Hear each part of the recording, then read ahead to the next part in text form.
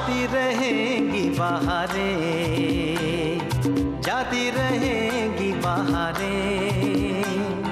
दिल की नजर से दुनिया को देखो, दुनिया सदा ही हंसी है। हो आती रहेंगी बहारें।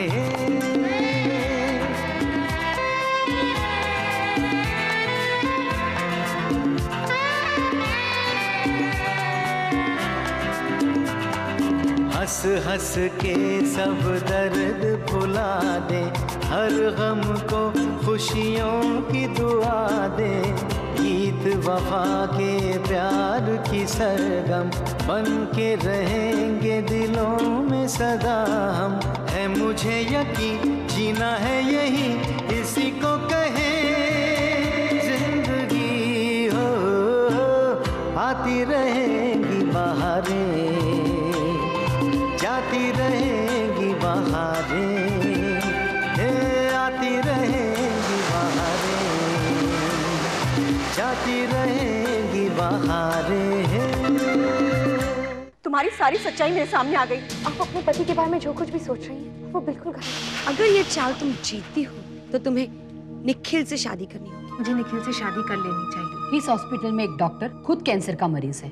मैंने तो स्टार बन गया। इतना बड़ा लॉस हुआ है मुझे कि किस तरह इसे मैनेज किया जाए। कैसे चुका पाऊंगा इतनी बड़ी कर्ज? मेरे बेटे की ट्रीटमेंट ही नहीं हो पाएगी।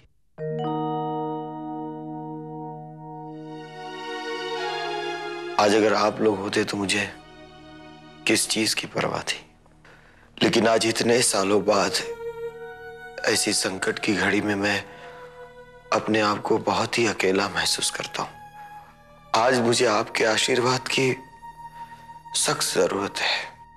हाँ दादाजी, हाँ बापूजी, मुझे आशीर्वाद दीजिए कि इस संकट की घड़ी में मैं सही निर्णय लेकर अपने परिवार की रक्षा करूं, बस।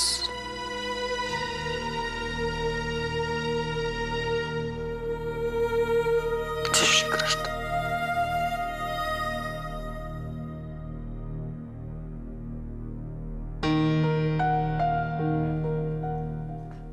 अरे माँ, पापा अभी तक सो रहे हैं, क्या उनकी तबीयत ठीक नहीं है? ऐसी तो कोई बात नहीं है, वो उठ जाए तो उन्हें चाय दे देना। चलो तुम नाश्ता कर लो। अच्छा।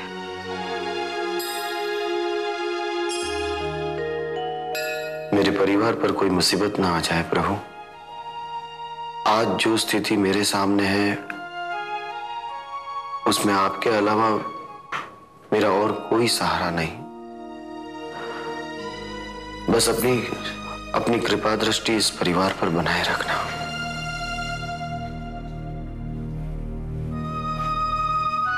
आप इस समय यहाँ क्या कर रहे हैं?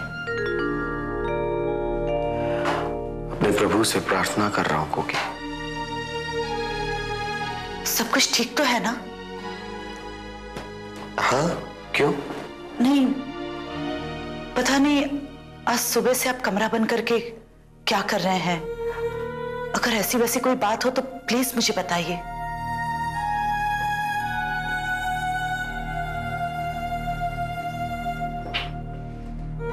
क्या तुम्हें मुझ पर भरोसा है? हाँ, वो तो है, लेकिन मेरी समझ में ये नहीं आ रहा है आप कहना क्या चाहते हैं? बताता हूं। क्योंकि दरअसल हमारा अमर किसी काम के सिलसिले में कुछ दिनों के लिए बाहर जा रहा है, और उसी समय दौरान मैं भी अपने बिजनेस में कुछ ज्यादा ही बिजी होने जा रहा हूं। तो उन दिनों में हमारे पूरे घर की जिम्मेदारी तुम्हें उठानी होगी। देखो कि मैं जानता हूं कि इस तरह अकेले पूरे घर की जिम्मेदारी उठाना तुम्हारे लिए आसान नहीं होगा, लेकिन फिर भी को कि वादा करो कि कोई भी मुसीबत, कैसी भी परिस्थिति आ जाए, तुम पीछे नहीं हटोगी। कि वादा करो। हाँ, मैं वादा करती हूँ, लेकिन ये सब अचानक। वकील अब और कोई सवाल मत करना।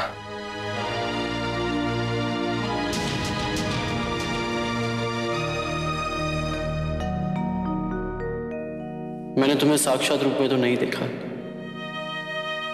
लेकिन डॉक्टर सानी ने जो कुछ भी मेरे लिए किया है वो किसी आम इंसान के बस में भी नहीं है। आज सिर्फ इतना मांगना चाहता हूं तुमसे कि मेरी वजह से वो किसी मुसीबत में ना पड़े।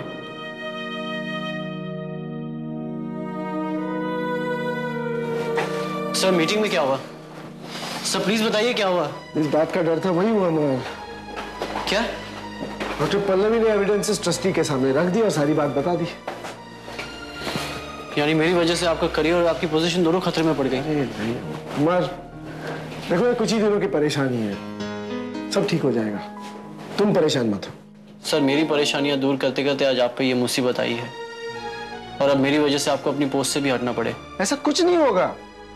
वैसे भी इस सब तमाशे की वजह तुम नहीं हो, वजह कुछ और ही है।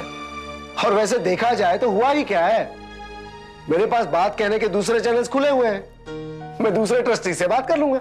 सर बातों से क्या होगा, बातें और मीटिंग चलती रहेगी, लेकिन आखिर में इसका क्या अंजाम होगा ये हम दोनों अच्छी तरह जानते हैं। सर आपसे मैं एक बात कहना चाहता हूं कि मेरे लिए आपकी इज्जत और आपका आत्मसम्मान सबसे ज्यादा इंपॉर्टेंट है, और मेरी वजह से इस पर किसी भी तरह की आंच आए ये मुझे मंजूर नहीं।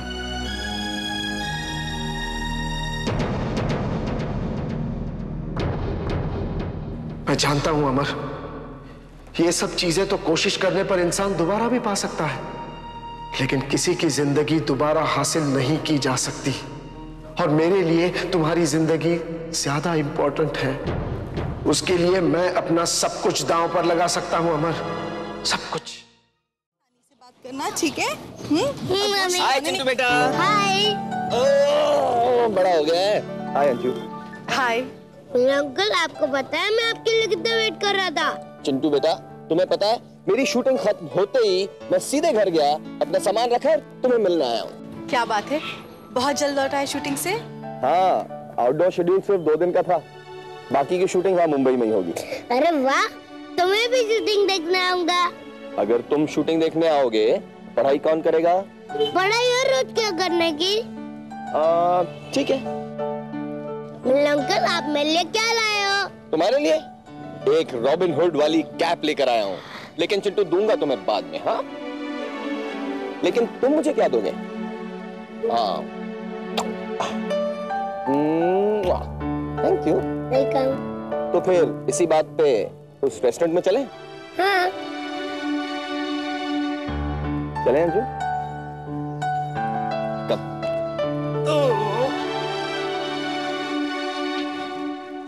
कम इन। तुम यहाँ? हाँ, अभी कुछ देर पहले आप मेरे कैबिन में आई थी खुशखबरी सुनाने कि डॉक्टर सानी की डीन की कुर्सी आप हासिल करने वाली हैं। हाँ, सो तो है। क्यों, आपको ये खबर अच्छी नहीं लगी? मेरे अच्छे या बुरे लगने का सवाल ही नहीं पैदा होता, क्योंकि आप जो कह रही है ये कभी नहीं हो सकता। क्यों, चौंक गई आप? हाँ, चौंक तो मैं जरूर गई। ये जो तुम्हारा कॉन्फिडेंस है ना, ये देखकर हैरानी जरूर हुई। हैरानी तो आपको तब होगी जब आपको ये पता चलेगा कि आपके सारे मंसूबों पर पानी फिर चुका है। What do you mean? तुम कहना क्या चाहते हो? मैं सिर्फ ये कहना चाहता हूँ कि मैं इस हॉस्पिटल से रिजाइन कर रहा हूँ। देखिए, मेरी आपसे कोई पर्सनल राइवलरी तो नहीं है, लेकिन मेरी वजह से डॉक्टर सानी को कोई नुकसान पहुंचे ये मुझे मंजूर नहीं। और रही बात इन फूलों की, तो ये मैं आपको लौटाने आया हूं, इसे आप रख लीजिए, शायद ये आपके काम आए। And I am sorry madam, मेरी वजह से आपकी खुशियां फिर से अधूरी रह गई।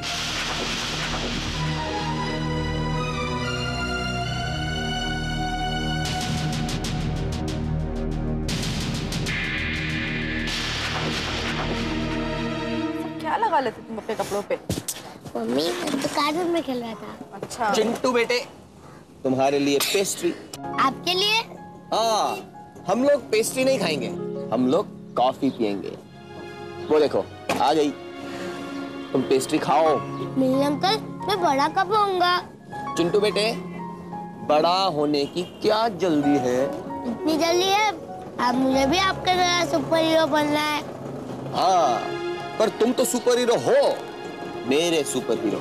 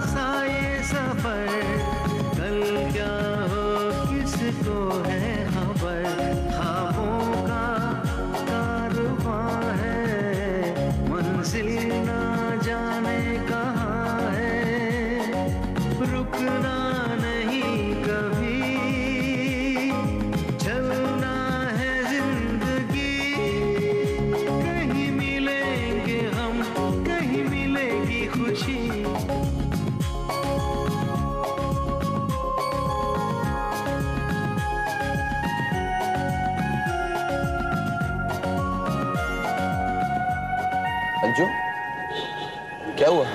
कुछ नहीं। नहीं अंजू, मैं ये नहीं मानता। कुछ न कुछ बात जरूर है जो तुम मुझसे छिपाने की कोशिश कर रही हो। देखो अंजू, मैं तुम्हें फोर्स तो नहीं कर सकता, लेकिन इतना बता दूं कि अपनी मन की बात किसी और को बता देने से ना अपना खुद का मन हल्का हो जाता है।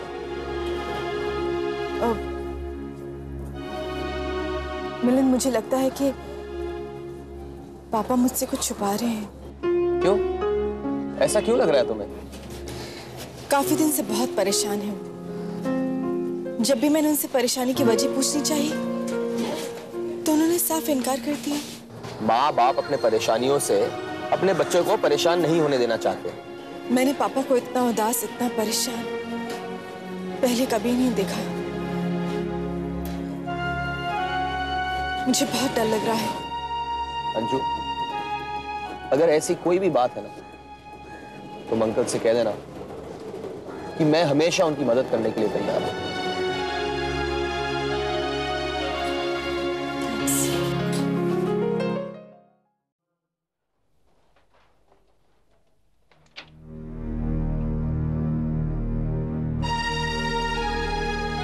सर, ये मेरे केसेस की फाइल्स है। सोचा जाने के पहले आपको हैंडओवर कर दूं।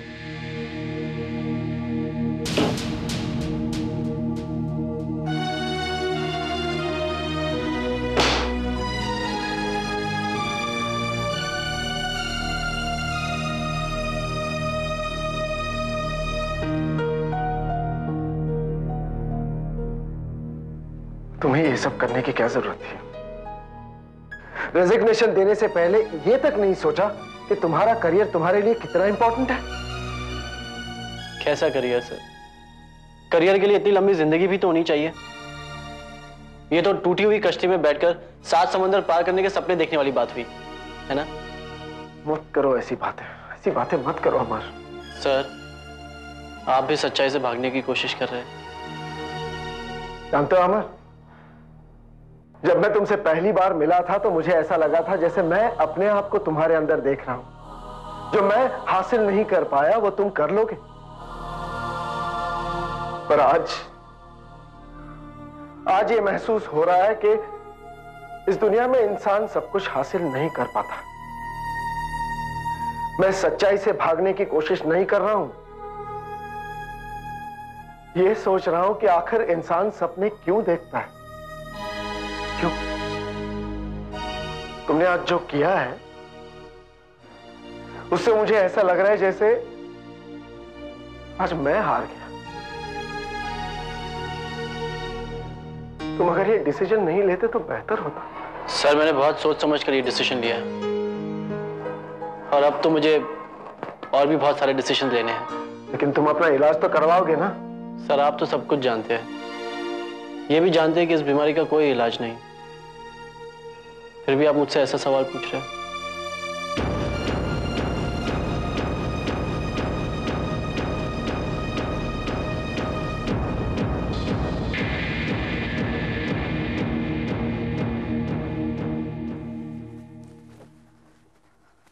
खाना लगा दिया है, चलिए।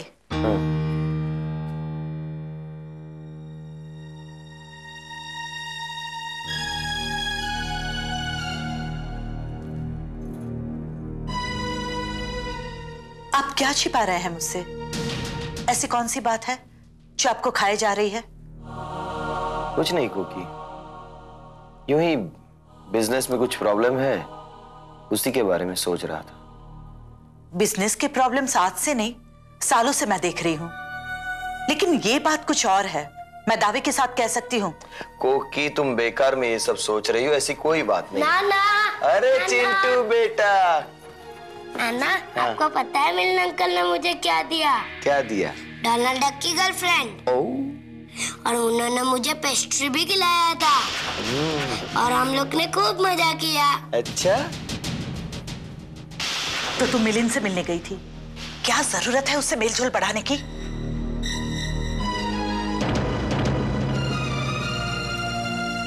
कोई मुझे कुछ मत बताना, बस अपने ही मन की करते रहना। तू खाना खाएगा या मिलिन के साथ खा के आया है? मैं भी खाना खाऊंगा। तो फिर चल चल, और आप लोग भी चलिए, चल।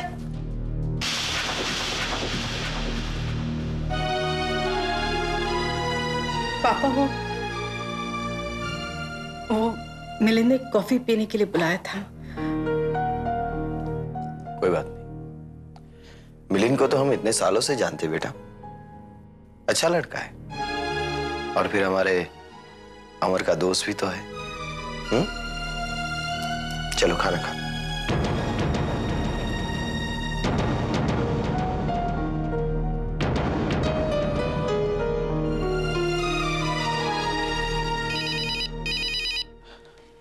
हाँ वेलजी भाई, आज आपने मुझे कैसे फोन किया? क्या?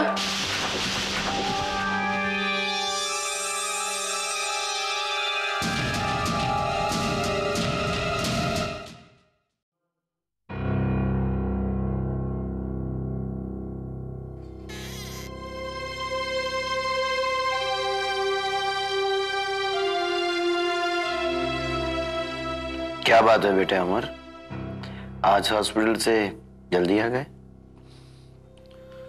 हाँ पापा।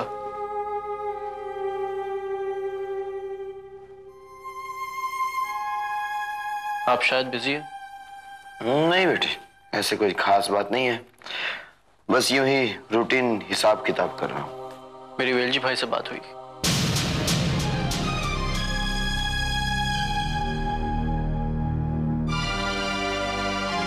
आपको बिजनेस में इतना बड़ा लॉस हुआ और आपने ये बात मुझसे छुपाई? तो बेटा तुमने भी तो एक बात छिपाई मुझसे।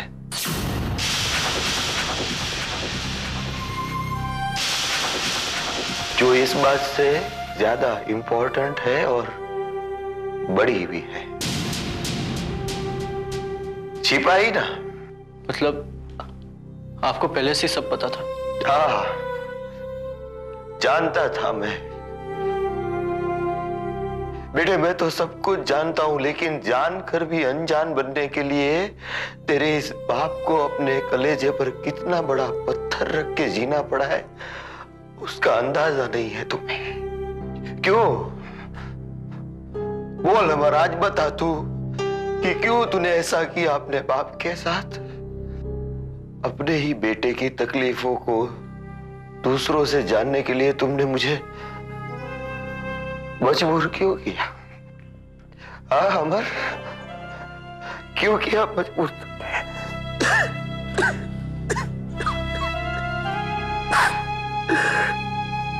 पापा प्लीज मत रोइए। अमर बेटा मत रोक तेरे बाप को, आज मत रोक मुझे बेटे।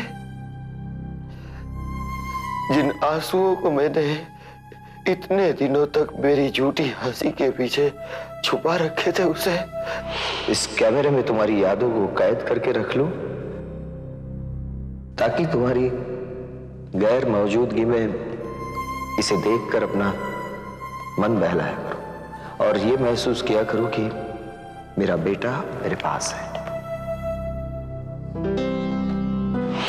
इस जीवन का मतलब क्या है?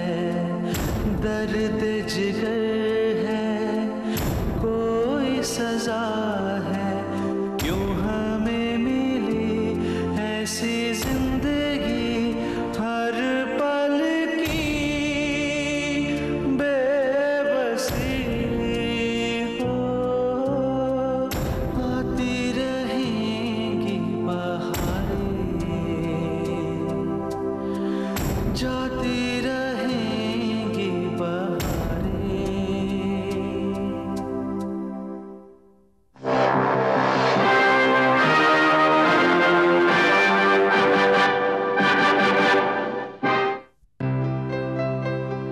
आती रहेंगी बहारें, जाती रहेंगी बहारें। दिल की नजर से दुनिया को देखो, दुनिया सदा ही हंसी है। हो आती रहेंगी बहारें।